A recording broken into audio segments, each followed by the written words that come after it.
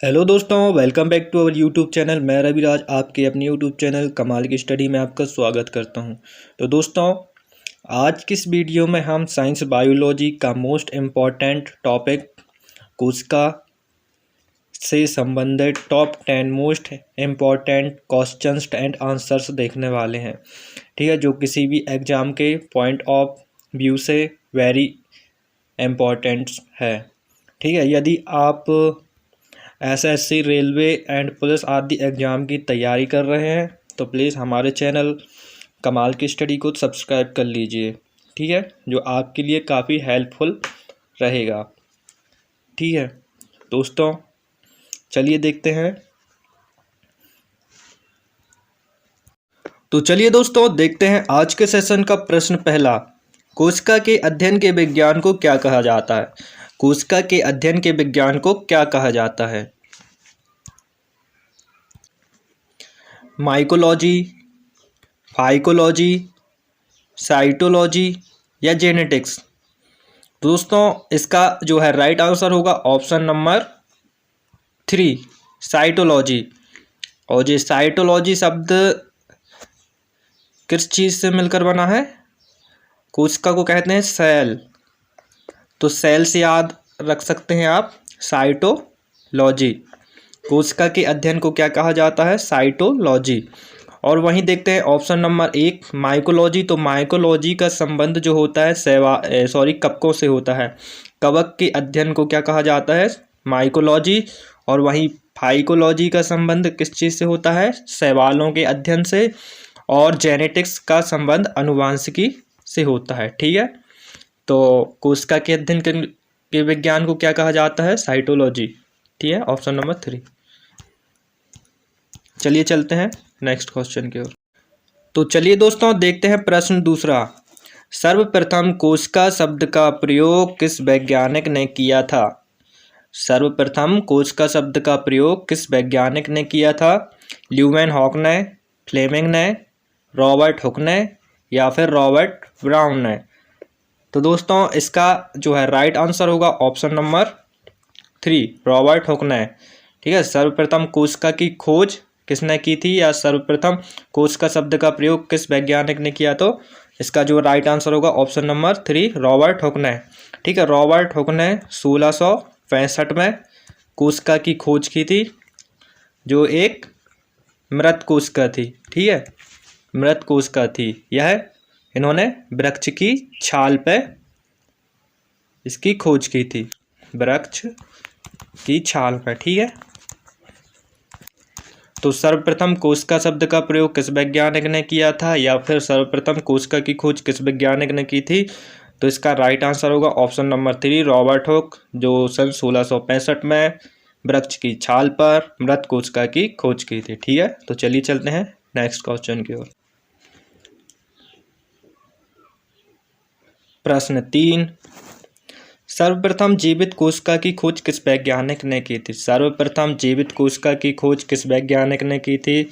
Nicolson ने, बिर्चो ने, Leeuwenhoek ने या स्लाइडन ने?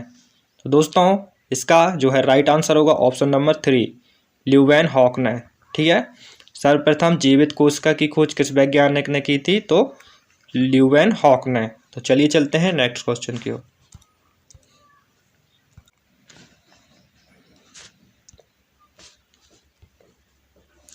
प्रश्न चौथा, कोशिका सिद्धांत का प्रतिपादन सर्वप्रथम किस वैज्ञानिक ने किया था? कोशिका सिद्धांत का प्रतिपादन सर्वप्रथम किस वैज्ञानिक ने किया था?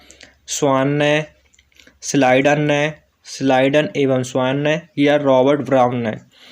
तो दोस्तों, इसका जो है राइट आंसर होगा ऑप्शन नंबर 3, स्लाइडन एवं स्वान ने कोशिका सिद्धांत का प्रतिपादन किया था। और कब किया था? सन 1838-39 में। ठीक है, कोशिका सिद्धांत का प्रतिपादन स्लाइडन एवं स्वान ने सन 1838-39 में किया था। तो चलिए चलते हैं नेक्स्ट क्वेश्चन की ओर। प्रश्न 5, कोशिका में प्रोटीन संश्लेषण कहाँ पर होता है? ठीक है, कोशिका में प्रोटीन संश्लेषण कहाँ होता है? राइबोसोम में, लाइसोसोम में, गोल्जी गाय बॉडी में या गोल्जी गाय या माइटोकॉन्ड्रिया में। तो दोस्तों इसका जो राइट आंसर होगा ऑप्शन नंबर 1 राइबोसोम में। कोशिका में प्रोटीन संश्लेषण कहाँ पाया जाता है या कहाँ होता है? तो राइबोसोम में होता है। राइबोसोम को प्रोटीन की फैक्ट्री कहा जाता है। तो चलिए चलते हैं, देखते हैं नेक्स्ट क्वेश्चन। कोशिका में भोजन का ऑक्सीकरण कहाँ पर होता है? कोशिका में भोजन का ऑक्सीकरण कहाँ पर होता है? कोशिका भित्ति में, कोशिका झिल्ली में, माइटोकॉन्ड्रिया में या फिर गोल्जी गाय में। तो दोस्तों इसका जो राइट आंसर होगा ऑप्शन नंबर 3 माइटोकॉन्ड्रिया में। कोशिका में भोजन का ऑक्सीकरण माइटोकॉन्ड्रिया में होता है। तो चलिए चलते हैं नेक्स्ट क्वेश्चन की ओर। प्रश्न 7, कोशिका में सबसे अधिक मात्रा में पाया जाने वाला पदार्थ। कोशिका में सबसे अधिक मात्रा में पाया जाने वाला पदार्थ कौन सा है? जल, प्रोटीन, चर्बी या फिर खनिज। तो दोस्तों इसका जो है राइट आंसर होगा ऑप्शन नंबर 1 जल। कोशिका में सबसे अधिक मात्रा में 80% जल होता है, ठीक है, और कुछ प्रोटीन, चर्बी और खनिज भी पाए जाते हैं अल्प मात्रा में, ठीक है। चलिए चलते हैं नेक्स्ट क्वेश्चन की ओर। पादप कोशिका का सबसे बाहरी आवरण क्या कहलाता है?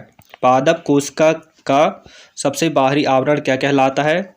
कोशिका झिल्ली, एंडोप्लाज्मिक रेटिकुलम, कोशिका भित्ति या लिपिड। तो पादप कोशिका का सबसे बाहरी आवरण होता है कोशिका भित्ति, ठीक है, कोशिका भित्ति।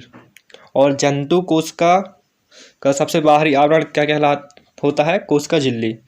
तो प्रश्न 8 पादप कोशिका का सबसे बाहरी आवरण क्या कहलाता है? तो इसका जो राइट आंसर होगा ऑप्शन नंबर 3 कोशिका भित्ति, ठीक है, जिसे सेल वॉल भी कहा जाता है, ठीक है। चलिए चलते हैं नेक्स्ट क्वेश्चन की ओर।